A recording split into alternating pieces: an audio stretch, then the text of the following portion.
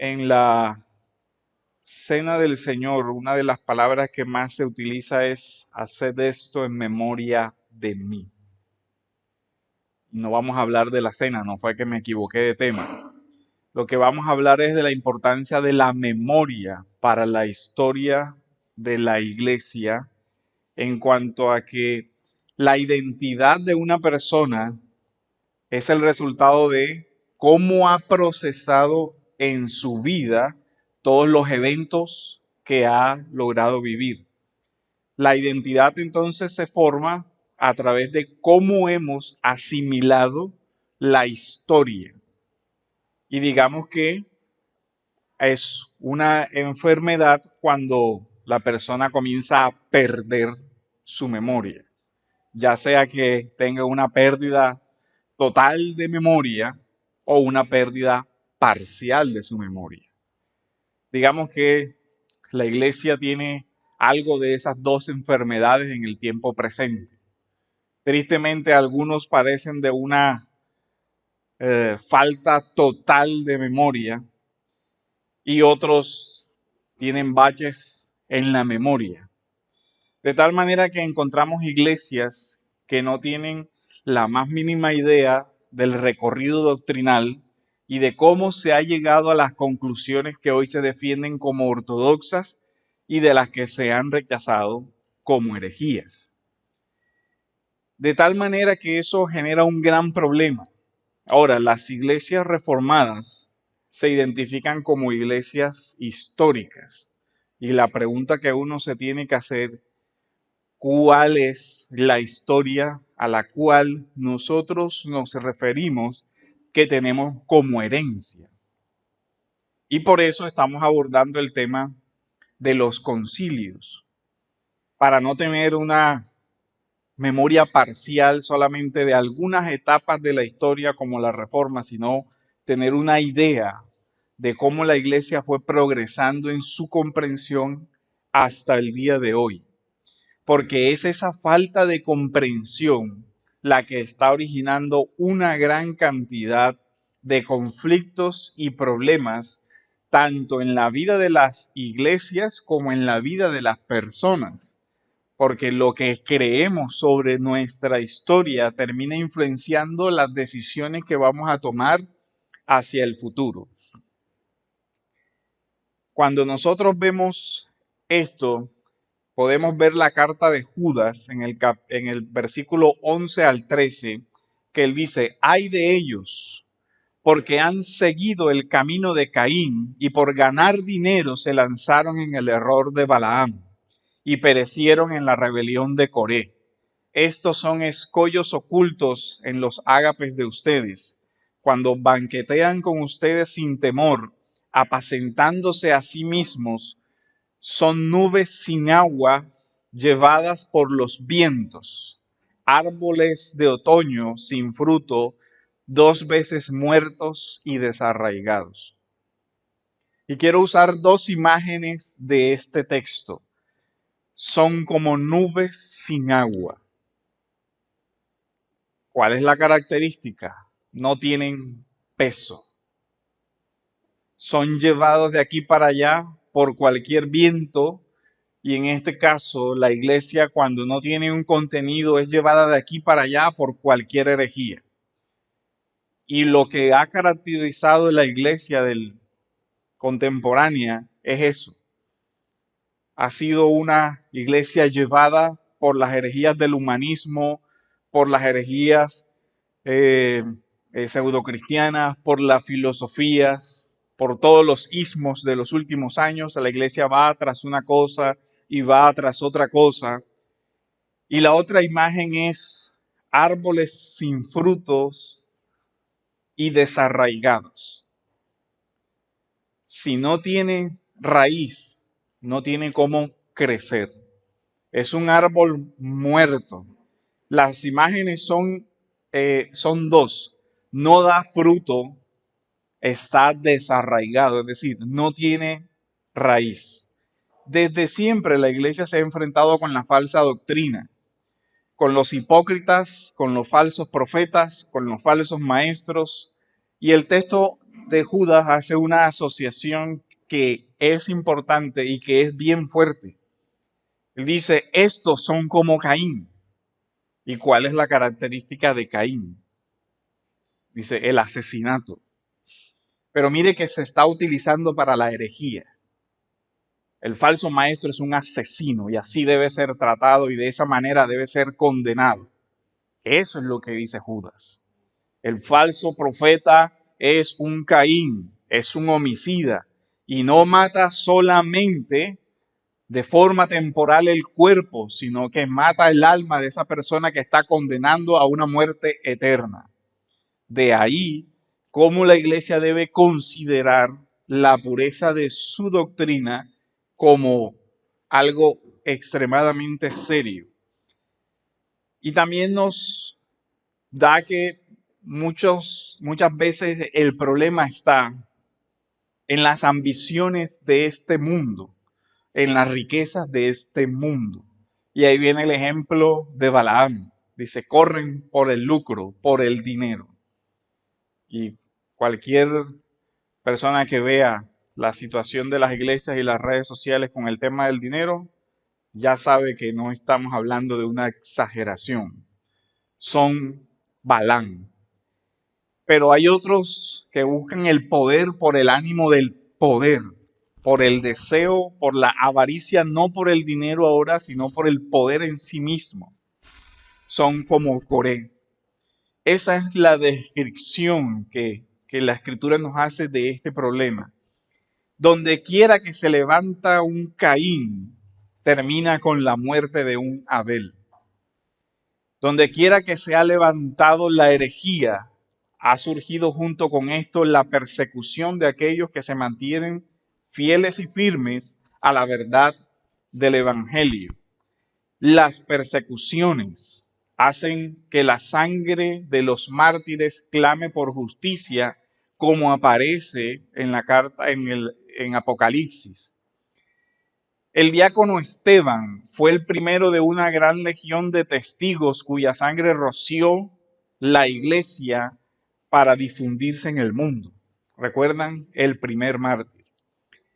Tertuliano, en Apología, en el libro 50, en el pasaje 13, dice, sanguinus martyrum semen Christianorum. La sangre de los mártires es la semilla de la iglesia. Cuando Tertuliano escribe, estaban dos contextos a los que la iglesia afrontó. La persecución de afuera, la persecución romana, pero también las persecuciones que se dieron por causa de las herejías. Dice Tertuliano entonces, si no hubiera sido por esa siembra de mártires y por ese patrimonio de santidad que caracterizó a las primeras generaciones cristianas, tal vez la iglesia no se hubiera desarrollado como hoy la tenemos. Si hay algo que nosotros como iglesia no debemos olvidar, es que el crecimiento del árbol de la iglesia se regó con la sangre de los cristianos. Los primeros cristianos que fueron testigos de la iglesia sellaron su testimonio con su propia sangre. Cuando uno ve este panorama, uno entiende lo que estaba sucediendo. Cuando los hermanos llegaron al concilio de Nicea, dice la historia que muchos de ellos llegaron cojos, mancos, sin ojos, con las señales de la tortura en su cuerpo. Y ellos dicen, ¿por qué estamos aquí? ¿Por qué nosotros sufrimos en nuestro cuerpo el martirio? Porque Jesús es Dios. Si eso no es cierto, nosotros sufrimos en vano. Ese es el tema de estas declaraciones. Por eso cuando se convoca Nicea, fue un espectáculo, dicen los historiadores, triste, porque los que estaban entrando para discutir los temas del concilio, en su mayoría, habían sido los obispos que habían sido perseguidos por la confesión de que Jesucristo es el Hijo de Dios. Y después ellos dicen, después de toda una vida de batalla contra la persecución romana, ahora nos encontramos dentro de nuestras propias filas algunos que salen a decir que Jesús no es el Hijo de Dios. Imagínense la indignación de aquellos que estaban ahí reunidos. ¿Cuántos de nosotros murieron de formas horribles por confesar que Jesús es el Hijo de Dios? Y ahora se levanta alguien simplemente diciendo que eso no es así.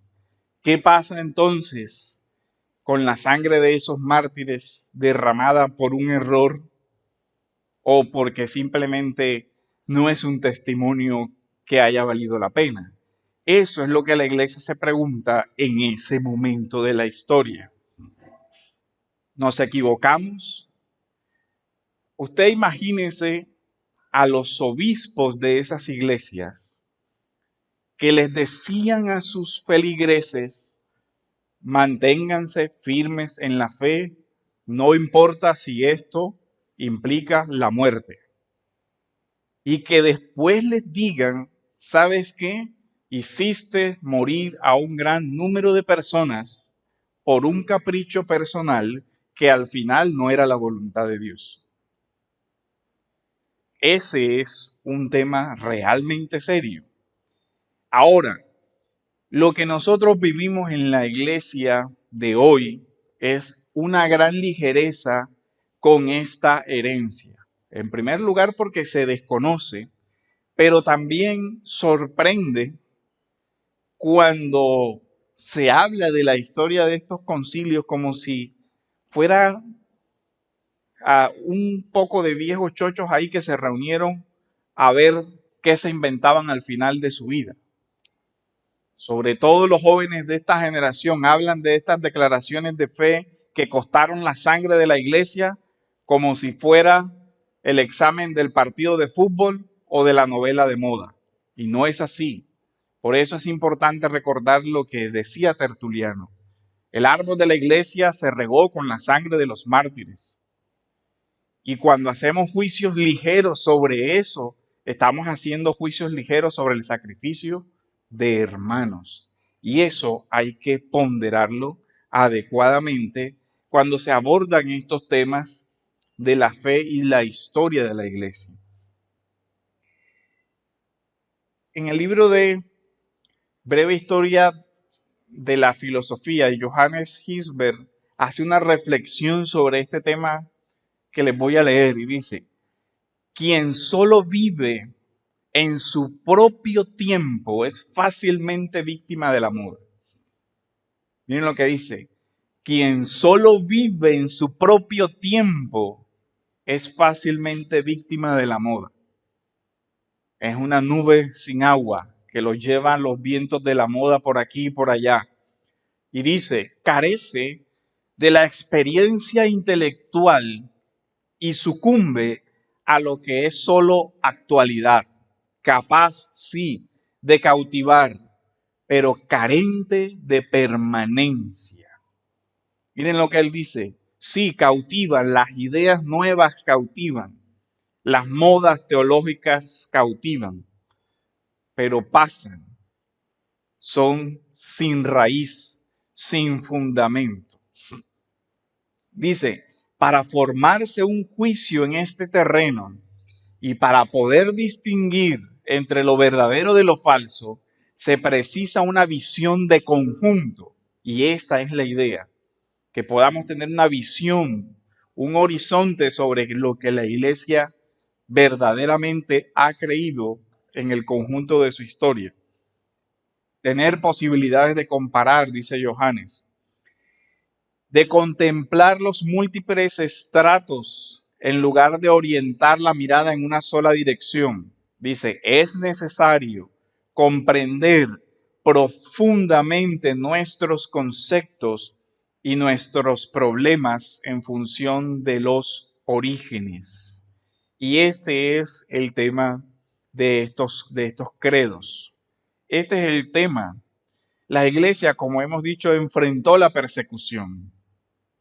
La iglesia enfrentó también las herejías y en gran medida la pérdida de identidad de la iglesia tiene que ver con la pérdida de su memoria, una ignorancia completa de su historia en los casos de enfermedad mental más graves, o unas lagunas mentales, unos parches donde la persona tiene una leve idea de algunas cositas de la historia de la iglesia, fragmentos sueltos de una época u otra, o donde todavía se sigue creyendo que la Edad Media era una edad oscura y que la iglesia primitiva era una cosa, como su nombre lo indica, atávico y primitivo, que no vale la pena considerar dentro del progreso del dogma.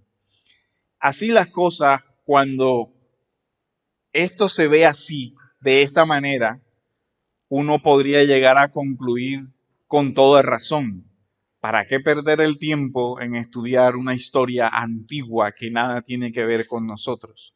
Ocupémonos de los problemas de hoy, ¿cierto? Los problemas de hoy no fueron los mismos que los de la iglesia antigua. Evidentemente, muchos de los problemas de hoy son circunstancialmente diferentes a los de la iglesia antigua. Allá no había TikTok, acá sí hay. Pero el corazón del hombre que busca la distracción en la sangre de otros, allá había el mundo romano, el circo, la diversión. Ya no era ver matar a otro en la película de mentira, era gozarse con la sangre de alguien de verdad. Esa era la diversión del corazón humano. Así que si hablamos de perversión en las diversiones, no se sabe de verdad que tenemos el mismo corazón. Algunas cosas del mundo antiguo fueron peores, otras del mundo moderno no se sabe con qué compararlas. De tal manera que nosotros podemos ver que en la historia de la iglesia hay problemas. En esta etapa de la historia de la iglesia hay un cambio sustancial. Como le decía, los que asisten a Nicea son los obispos y los hermanos perseguidos. Pero ahora asisten a una tentación diferente, la tentación del poder terrenal, porque ahora hay un emperador que se dice ser protector de la iglesia. ¿Ya? Y el contexto o los antecedentes del concilio es que Constantino vence el licio y se origina o se levanta él como el gobernante de todo el imperio, año 324. Pero Constantino encuentra un imperio que ya no está dividido por varias administraciones, sino que ahora está políticamente en cabeza de él, pero sí encuentra un imperio dividido en una lucha entre el arrianismo y lo que en esa época o algunos historiadores hablan de la Iglesia Católica. Y él dice, la unidad del imperio hoy va a depender en gran medida de la unidad de la iglesia. Entonces, yo no estoy seguro si Constantino realmente creyó o no creyó. Lo que sí se ve es que, como buen político dice, si yo quiero mantener la paz en mi imperio, necesito que estos cristianos se pongan de acuerdo, porque si no va a ser muy difícil. Y efectivamente, la lucha se fue extendiendo por todo el imperio. Así que la primera medida de Constantino fue enviar cartas al obispo Alejandro, a Arrio, y simplemente decir, ¿saben qué? Dejen de discutir bobadas y no formen problemas en mi imperio. Y así pretendió solucionar el tema. Pero el tema no quedó ahí, siguió. Luego interviene un personaje que es Ocio de Córdoba. Al parecer, Ocio de Córdoba fue como una especie de teólogo asesor de Constantino, y es el que le dice, el problema realmente es más grande de lo que tú crees. Y como que es el que le da como el marco y dice, bueno, entonces hay que solucionar esto de alguna manera. Y parece que ahí es donde se da la convocatoria del Concilio de Nicea.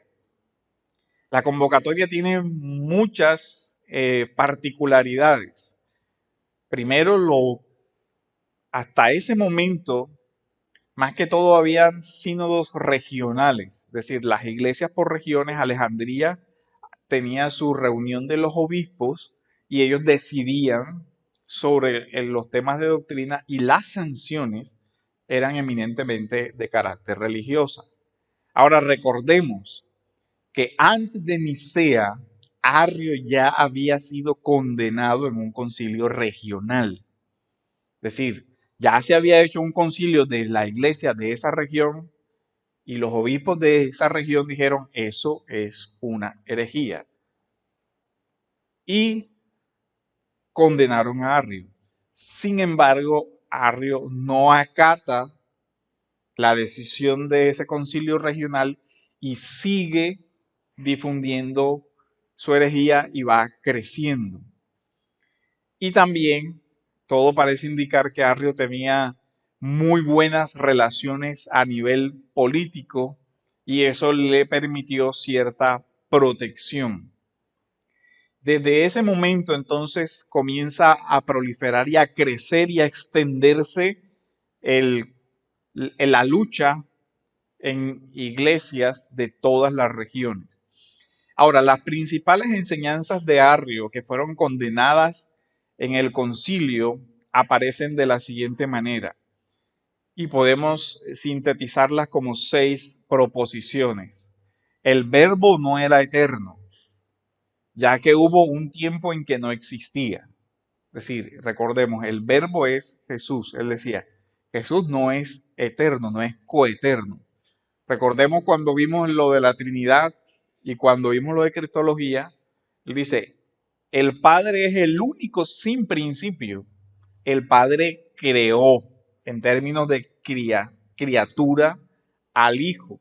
Y por medio del Hijo creó todas las otras cosas.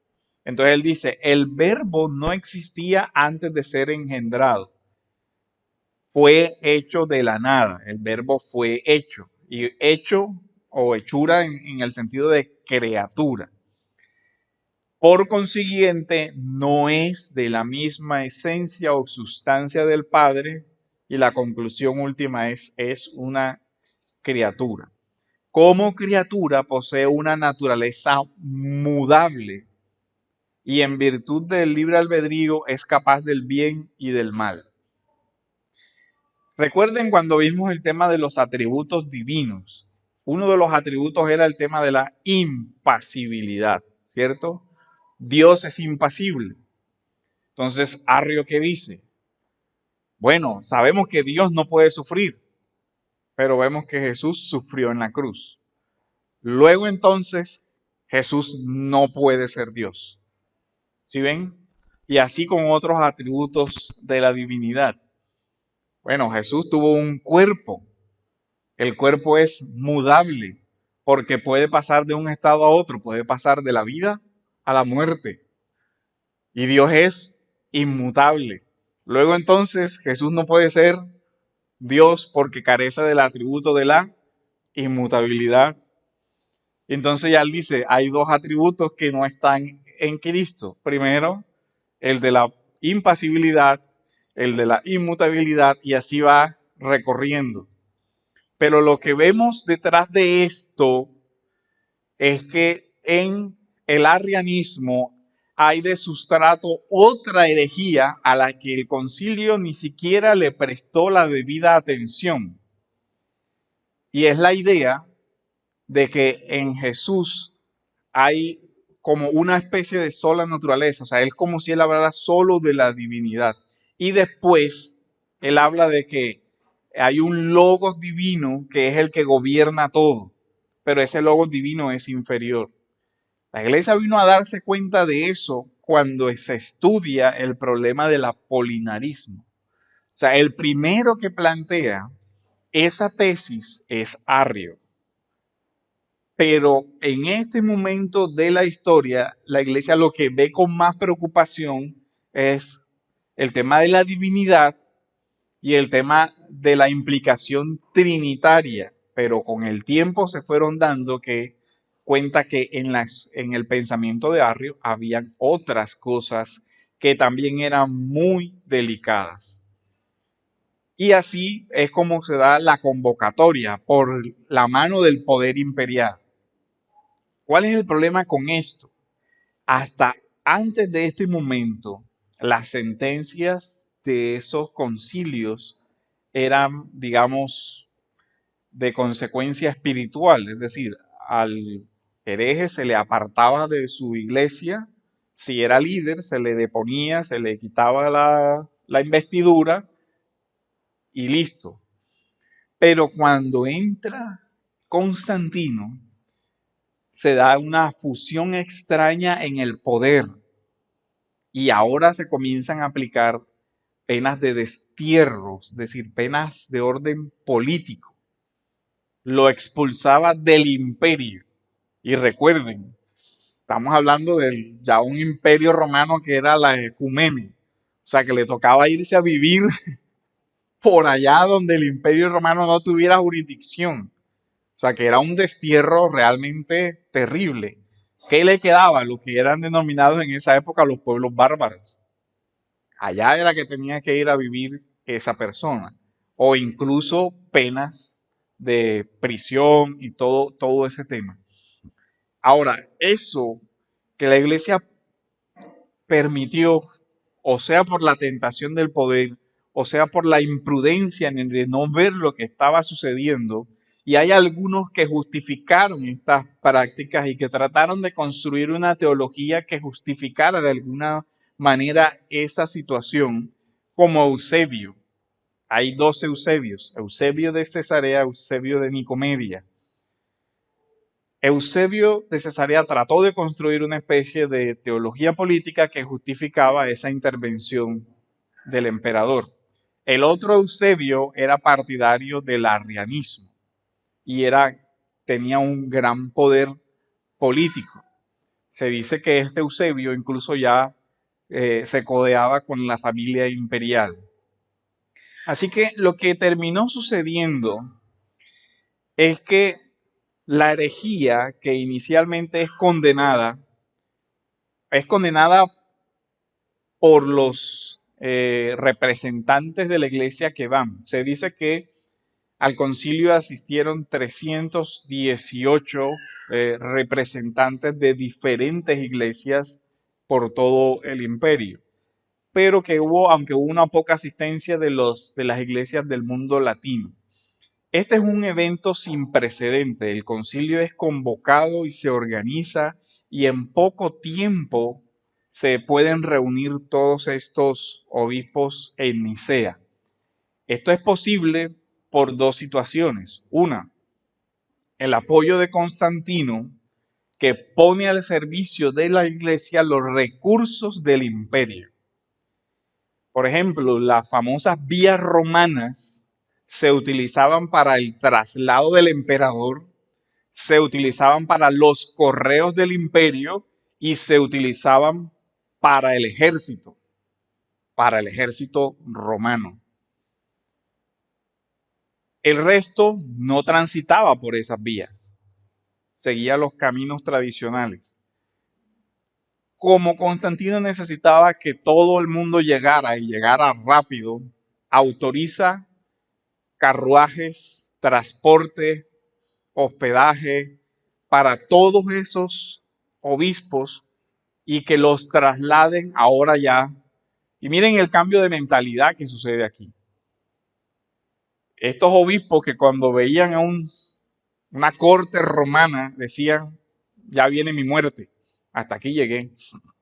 Porque cuando eso pasaba, cuando una corte romana rodeaba una iglesia, el obispo sabía, vienen por nosotros a matarnos. Pero ahora se da que esa corte romana es el carruaje del obispo. Imagínense lo que está pasando en la mentalidad aquí. O sea, ahora son escoltados por los soldados romanos, por por los soldados del imperio, ahora son llevados por los carros oficiales, ahora transitan cosas que no se veía. Ese cambio de mentalidad es, digamos que, un efecto colateral del tema del concilio. Y un tema en que la iglesia parece ser que en ese momento no alcanzó a ver el peligro en el que estaba. Entonces la iglesia pasa del peligro de la abdicación a la fe por la persecución a otro peligro, a la abdicación a la fe, pero ahora por la gloria temporal. ¿Y esto dónde se ve?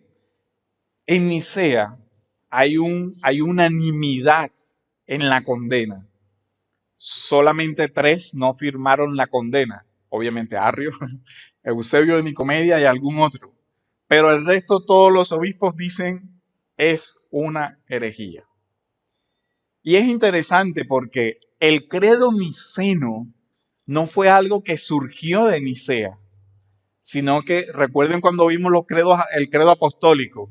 El credo apostólico se fue desarrollando y la base del credo niceno es un credo de Cesarea, es decir, otro credo antiguo.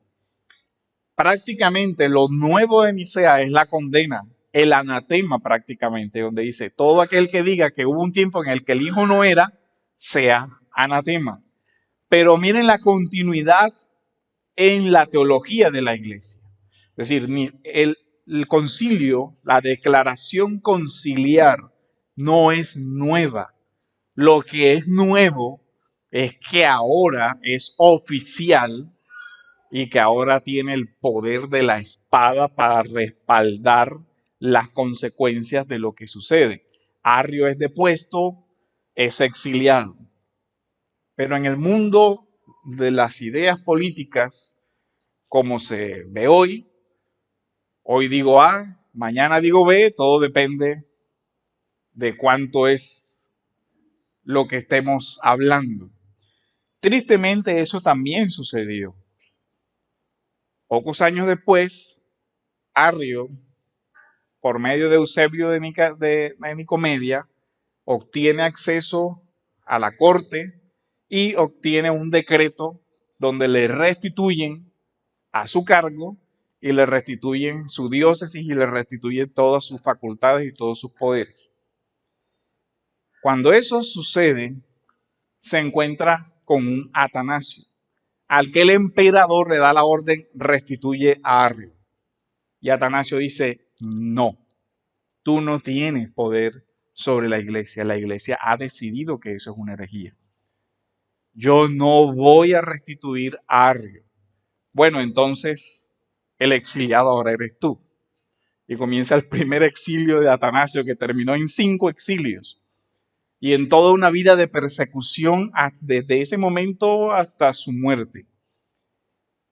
Es exiliado, vuelve Arrio, comienza otra vez el florecimiento de la herejía. Incluso hay un contraconcilio en Siminí y Sárdica por aquello de divide y vencerás.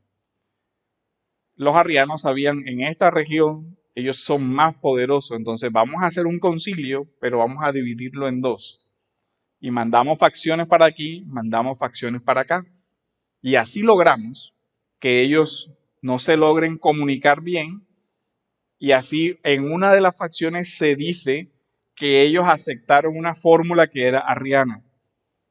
Y eso, el chisme, propaganda, fake news no es nuevo, Imperio Romano, ya eso pasaba. De aquí para allá aceptaron, ustedes acepten, allá aceptaron, ustedes acepten, tal cual.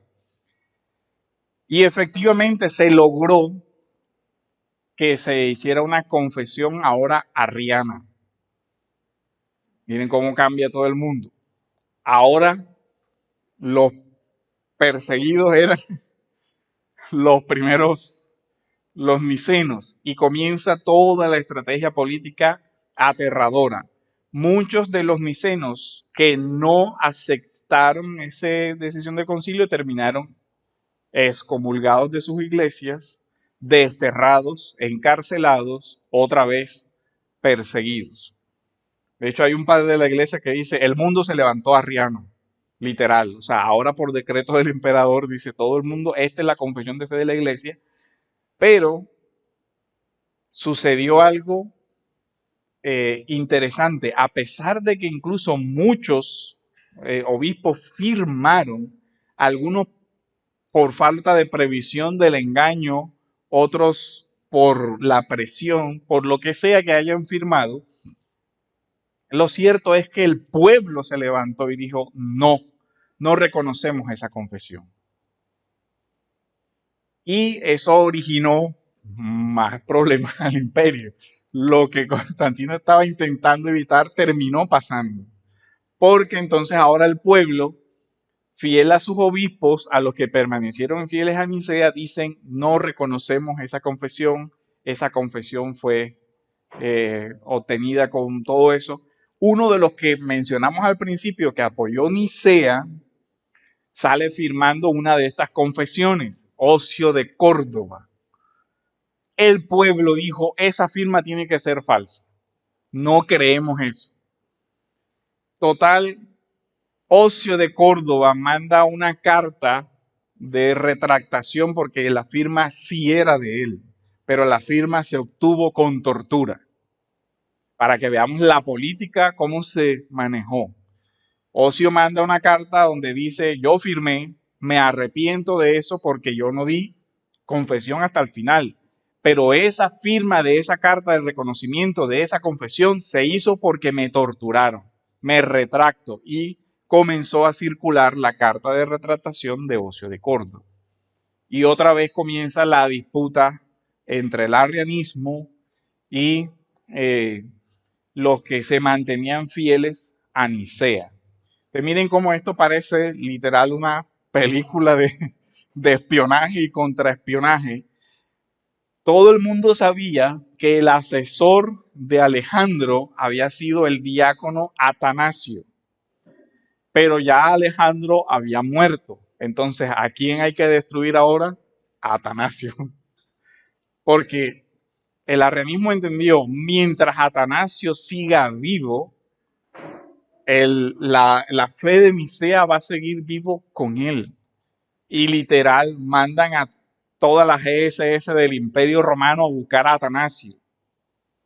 Le toca salir huyendo y termina en el exilio, en un exilio medio eclesial porque lo acogen las iglesias del desierto en los bien metido en el desierto, en los anacoretas, los padres que vivían en las cuevas literal del desierto. Y entonces tiene todo el imperio romano, la maquinaria romana buscándolo para matarlo. Y lo que no se prevé es, y miren, esto es una lección también para la misma iglesia, la fuerza de la palabra escrita en esa época.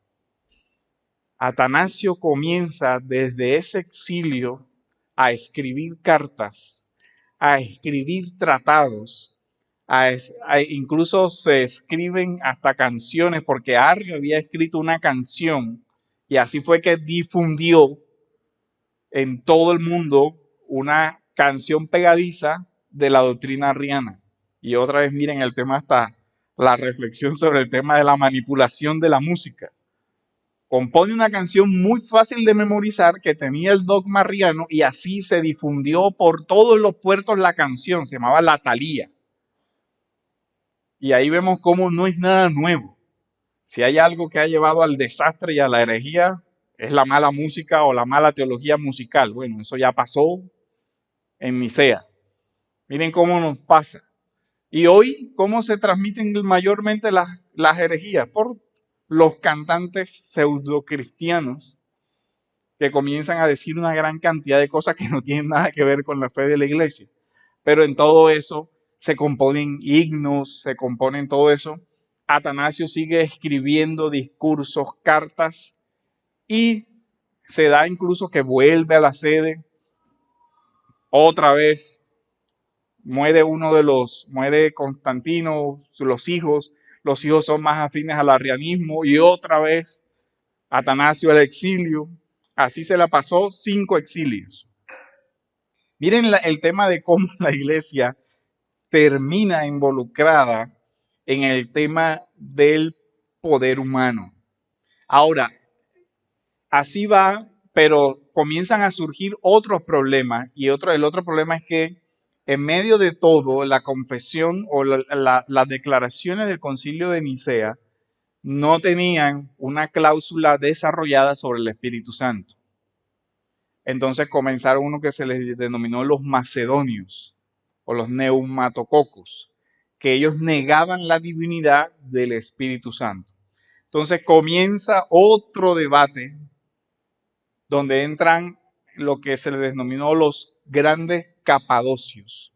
Los padres de esa región comienzan a ser tratados sobre el Espíritu Santo, comienzan a defender la divinidad del Espíritu Santo, hasta que al fin se logra una estructura doctrinal sobre la persona del Espíritu Santo. Y otro de los concilios en Constantinopla ratifica Nicea, deroga Siminí y Sárdica, que eran el concilio arriano contra Nicea, y otra vez vuelve a revivir Nicea, pero ahora con unas cláusulas sobre el Espíritu Santo, que es lo que se conoce como el credo niceno-constantinopolitano. Pero ahí no acabó la lucha. Después vinieron sobre ese, se da otra vez un problema y ahí es donde vienen los otros concilios que van. La definición de la teología trinitaria, la doctrina del Padre, del Hijo y del Espíritu Santo y la doctrina cristológica, estamos hablando de casi 500 años de debate para que la iglesia formara las creencias que se consideran ortodoxas sobre estos puntos. Y eso viene en los otros concilios que vamos a ver. De tal manera que lo que nosotros aprendemos de estos eventos de la historia de la iglesia son muchísimas. Uno, no contaron los arrianos con la fe del pueblo.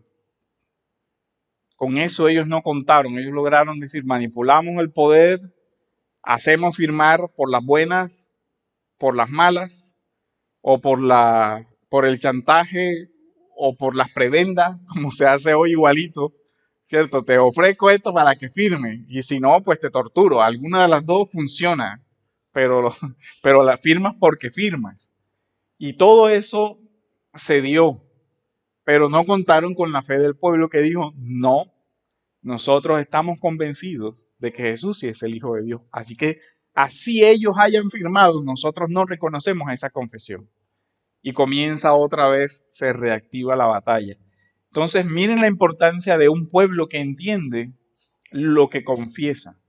Gran parte de esa victoria hay que atribuírsela al diácono Atanasio, que se preocupó por enseñar al pueblo la fe, porque él fue el que hizo de pedagogo y enseñó y escribió y enseñaba, de tal manera que logró establecer un pueblo que entendiera lo que se estaba discutiendo en el lenguaje, digamos, no de la alta teología, pero sí un pueblo que lo esencial en la confesionalidad de Jesús como Hijo de Dios lo entendió.